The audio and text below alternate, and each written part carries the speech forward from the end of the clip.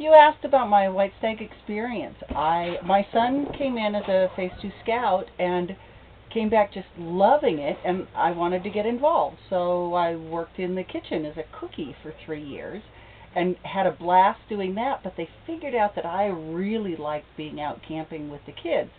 So they moved me to Phase 1, and I worked with 3 different scoutmasters there and learned a ton about the program, learned a ton about the kids, and had a blast.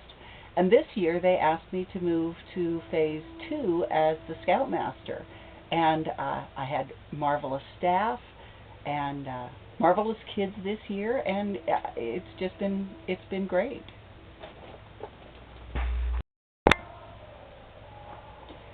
Asking about how White Stag works. Professionally, I work with special ed kids, preparing them for life out after school. And White Stag does that exactly. It takes real life situations and teaches them the skills to function better. This morning, how are you making breakfast? Didn't go so smoothly. So we teach them the 6 steps of planning, and this is what you need to do to make it work, and now go apply it at dinner.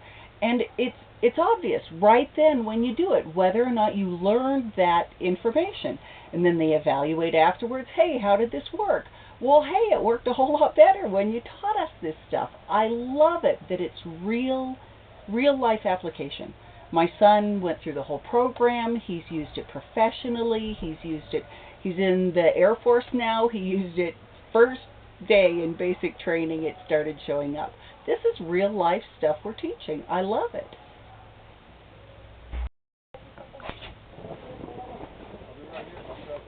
How to know if the youth staff is teaching something effective or useful for the candidates? What we're teaching is real life stuff, real life sorts of lessons that they will use every day. I mean, in school, who knows how many kings there were in Russia? There's stuff you learn all the time that you're not going to use. But I'm sorry, how to communicate? How to plan a multi-step event? How to manage your time?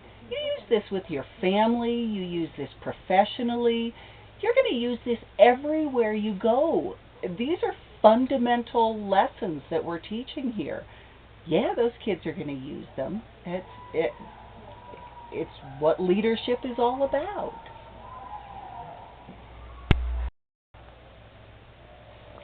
So you're asking why is it important that the candidates try hard, that it's hard for them? If they walk in and they know all the answers, they're going to think they know more than we do. When they work at it, when we give them a challenge or a hurdle, and they have to really put that effort out, first off, they remember what we're teaching, what that lesson taught. And second of all, that the feeling of, I can do it. I tried something a heck of hard, and I was successful. That's a wonderful thing. That's what nails the learning experience for them.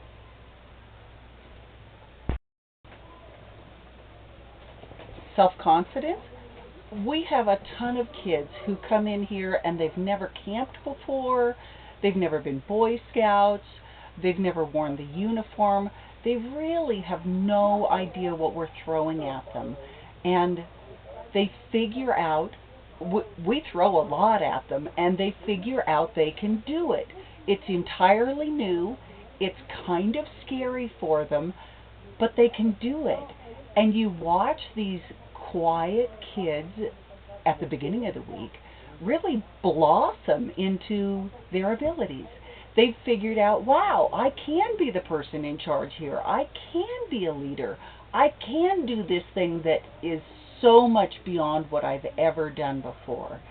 I am always amazed at how candidates rally with what we throw at them. They flourish. The harder we make it, the better they do at our challenges, the happier they are, the more successful they feel.